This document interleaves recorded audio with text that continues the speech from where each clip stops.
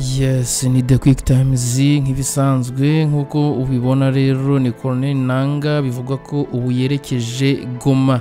Ni nyuma y'uko rero batanze amasaha 28 ku gisirikare cya FARDC kuba cyaba cyarambitse intwaro hasi, ndetse iyi nayo mureba ni SADC, ni gisirikare cya SADC cyari gifatanyije na FARDC ndetse na MONUSCO cyabashije gusubira inyuma kiva Goma gisubira inyuma. Ni nyuma yaho gitangaje yuko cyatakaje abasirikare 9 bose mu mirwano yari imaze iminsi ibahuza na M23, ari nayo mirwano yaguyemo generale cyangwa se guverineri w'intara. Ni The Quick Times News rero nk'ibisanzwe, nta kindi usabwa n'ubundi uretse kureba hasi handitse subscribe ugakandaho maze tugakomeza kubana 5 kuri 5. Ni amakuru rero n'ubundi atugezeho muri uyu mugoroba, aho Repubulika ya Demokarasi ya Kongo yahise ko ikora inama y'abanyamakuru ikitaraganya.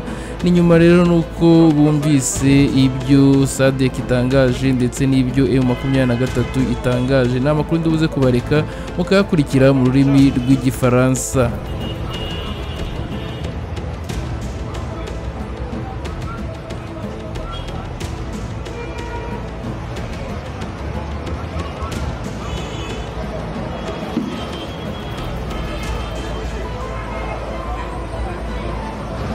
On a rentré, on a replié, on a fait front oise, des trucs au fond. Aïe, aïe, aïe, aïe, aïe, aïe. Goma va tomber. Goma va tomber. Aïe, aïe, aïe, aïe.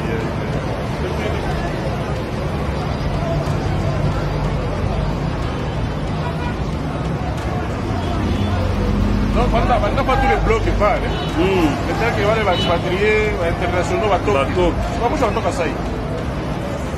Pourquoi je vais à ça? On peut avoir le pot. C'est fini.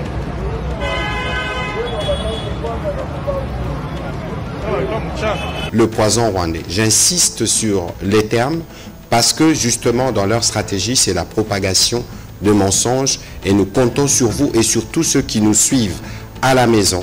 Ne prenez pas pour information vraie ce qui tombe sur vos téléphones parce que justement c'est aussi de cette manière qu'ils pensent pouvoir fragiliser l'unité dont on a tous besoin aujourd'hui d'avoir derrière le président de la République pour faire face à cette agression.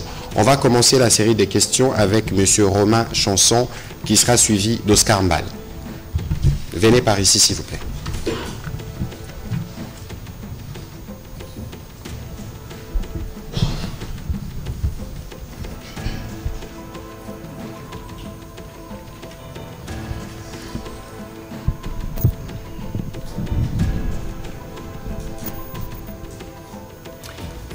Messieurs les ministres, bonsoir. Général, bonsoir. Une première question. Donc, l'Afrique du Sud a communiqué aujourd'hui, et la MONUSCO aussi, sur des pertes humaines, 13 morts.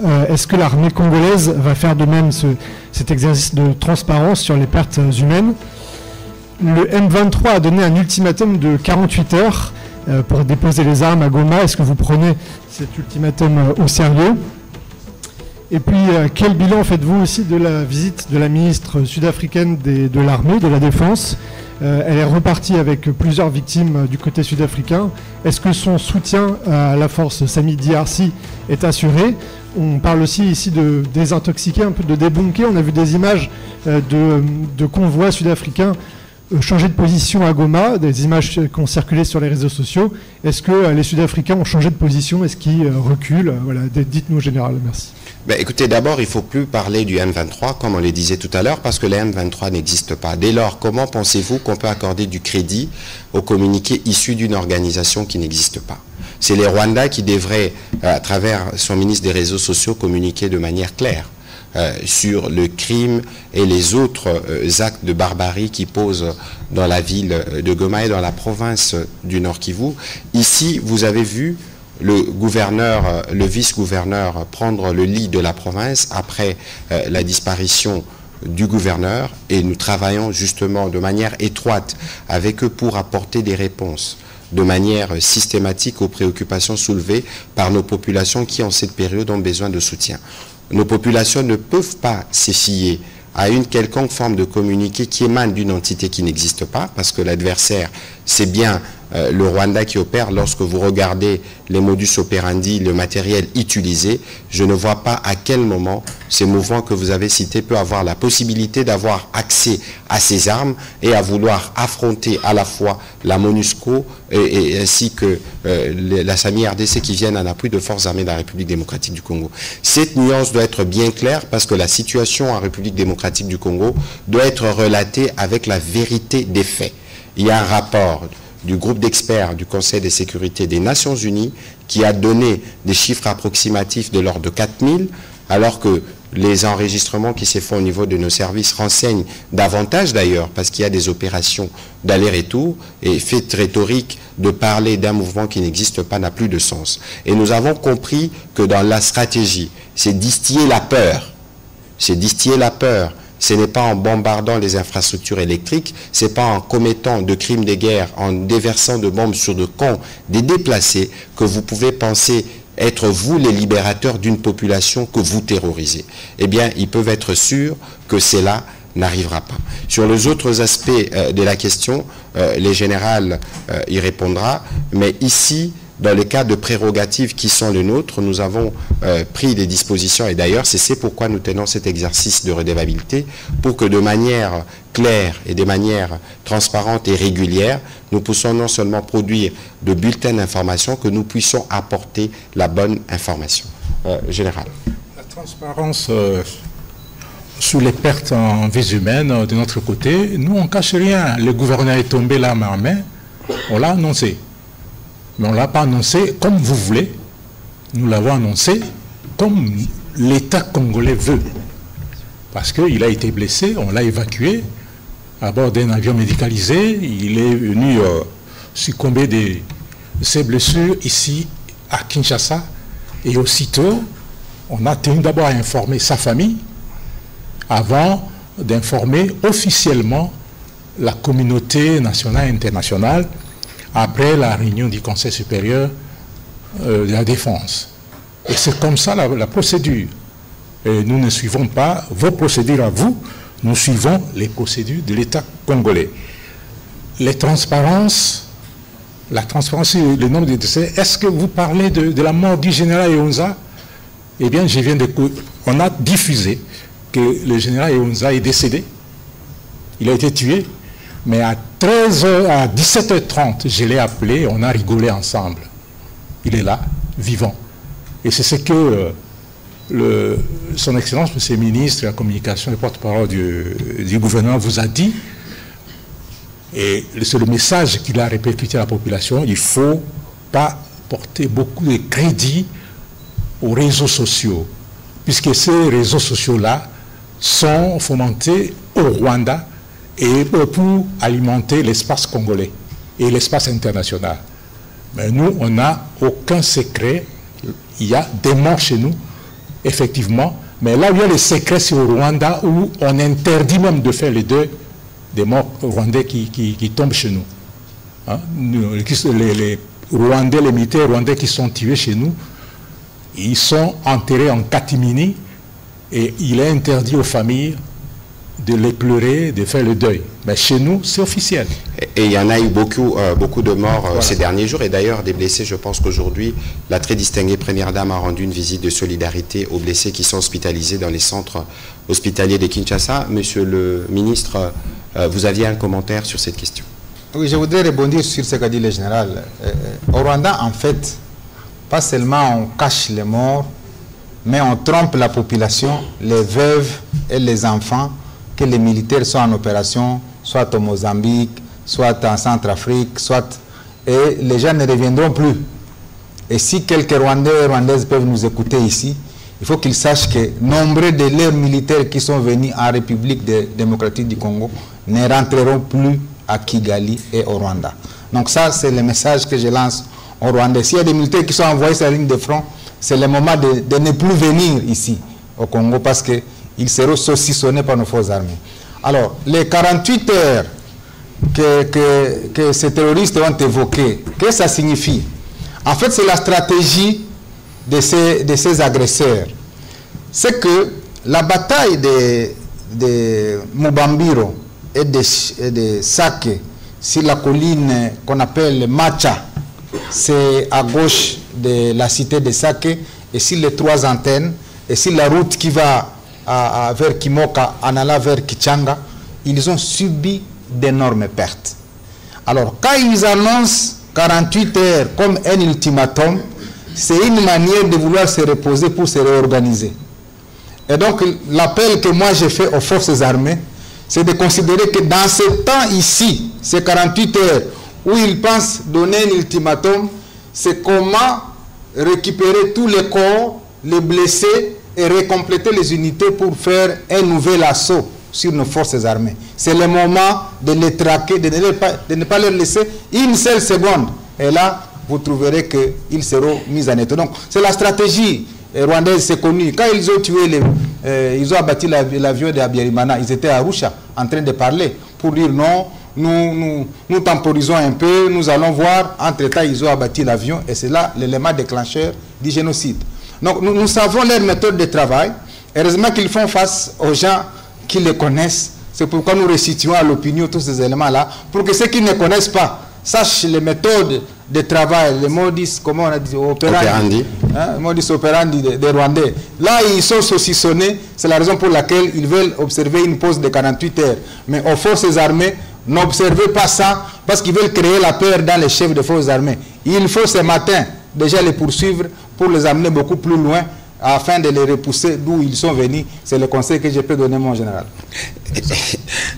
Merci, Monsieur le ministre, des éléments d'éclairage. Et nous sentons justement que le président rwandais a perdu un peu le nord au regard de ses dernières sorties médiatiques qui ressemblent maintenant à de la pure bassesse, et c'est cette nervosité qui s'est traduite et qui va faire mourir beaucoup d'enfants rwandais sur nos sols. Allez-y, s'il vous plaît. Un petit commentaire. Moi, je connais le président rwandais depuis 1990. Je l'ai suivi. Parce que ce n'était pas lui le chef de la rébellion du FPR. Il y avait un certain Rwigema qui est mort. Et c'est comme ça que lui, Kagame, a pris le relais. Et quelques jours après, il s'est fait vice-président en mettant un pantin qu'on appelait Pasteur Bizimungu, mais qu'il a renversé plus tard pour devenir président. Et le Pasteur Bizimungu, aujourd'hui, il parle en exil. Donc, ils ont les méthodes de travail et de fonctionnement.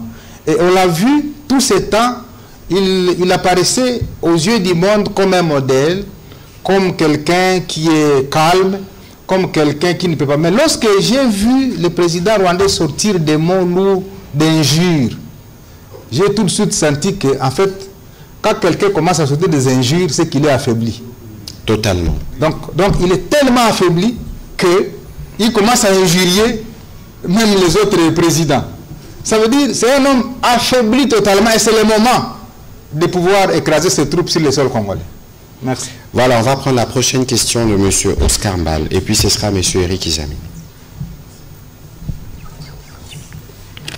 Merci pour la parole. Je sais que c'est trop tôt pour en parler. La mort du général-major Peter Chirimwami n'a été confirmée qu'hier par les officiels, mais les médias périphériques, je vais citer ici, la chaîne rwandaise, la chaîne nationale, est en train d'exploiter une photo, une vidéo du général Chibangu comme étant les remplaçants de feu le général-major Peter Chirimwami comme gouverneur, actuel gouverneur de la province du Nord Kivu. Je voulais, Monsieur le ministre des Médias, si vous voulez nous confirmer cette information, que peut-être qu'il y a une ordonnance qui a été lue en dehors de la RTNC nommant justement le nouveau gouverneur. Et pourquoi cet acharnement? Parce que c'est la chaîne nationale qui est en train de propager, de divulguer cette vidéo. Mais écoutez, c'est la preuve justement lorsque nous vous disons quotidiennement que le Rwanda, c'est l'empire du mensonge. Ils produisent du mensonge à quantité industrielle et parfois en panne de recherche, qu'ils commencent à créer et à se faire une réalité qui en réalité n'est pas la nôtre. Nous sommes à la télévision nationale, toutes les ordonnances sont rendues publiques. Vous avez vu qu'il y a le vice-gouverneur qui a pris le relais Nous sommes africains de tradition.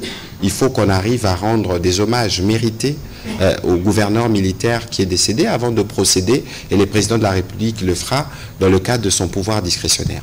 Ici, on ne le dira jamais assez, c'est justement la preuve de la sérénité perdue, où on pense qu'en se renforçant, en produisant quotidiennement des mensonges, en inondant la République démocratique du Congo, parce que vous savez la vraie différence que nous avons avec les Rwandais, c'est que les Rwandais n'ont pas la liberté que nous avons.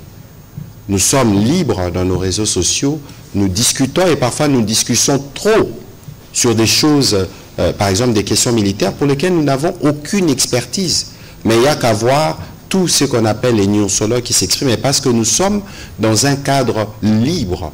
De l'autre côté, la liberté n'existe pas de s'exprimer, et comme on veut systématiquement contrôler et justifier la mort inutile des enfants rwandais sur le sol congolais, on pense pouvoir recourir aux mensonges, on pense pouvoir travestir les faits qui se déroulent en République démocratique du Congo pour en faire des sujets inversés, pour pomper et inonder les populations rwandaises de fake news et de toutes ces désinformations. Ça va s'arrêter, parce qu'en face, nous avons une riposte dans la mesure, et c'est ce qui donne des insomnies au président rwandais. De toute évidence, ici, derrière le président de la République, nous réitérons notre détermination, et avec tous ceux qui composent des fronts médiatiques, donc des journalistes qui sont d'abord congolais, pour défendre la patrie en recourant systématiquement à la vérité. C'est aussi l'occasion d'interpeller les uns les autres, parce que nous sommes justement dans une situation de guerre, dans une situation où nous voulons nous assurer que nous avons pris toutes les mesures pour protéger nos populations. Abstenez-vous d'être des relayeurs des fausses informations.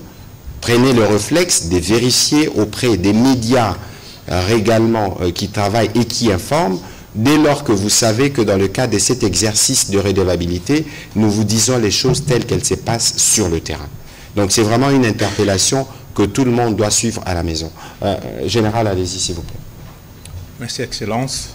Moi, je voudrais demander à tous les journalistes qui sont ici de faire un effort, un petit effort, pour faire l'analyse sémiotique ou sémiologique de toutes les images qu'on a. Moi, on m'a envoyé les images de l'arrivée de John Tshibangou à Goma. Des images, hein, une vidéo de l'arrivée de John Tshibangou à Goma. La première des choses, je regarde le tarmac, ce n'est pas le tarmac de Goma. La deuxième des choses, je vois la tenue du général John Tshibangou. Ce n'est pas la tenue opérationnelle. Et là, cette tenue-ci, c'est la tenue de garnison. Et quand j'ai regardé, j'ai poussé le regard plus loin, j'ai vu que c'était le jour de son arrivée à Mbuji-Mayi à l'aéroport de Bipemba. Et puis on prend cette image, on la balance. Tout militaire, même moi je venais d'affecter quelques journalistes à l'Est, avant de partir, ils prennent la tenue de l'Est, la tenue opérationnelle. Donc il faudrait qu'on fasse un effort d'analyse pour essayer d'infirmer ou de confirmer quelque chose qui arrive dans les réseaux sociaux. C'est très important. Et le message, puisque il a parlé de l'ultimatum de 48 heures donné à nos hommes, oui. Ce que le Rwanda ne sait pas, c'est que la guerre n'a pas encore commencé. Et elle va commencer. Voilà. Oui. Merci. Il y avait tout à l'heure une question de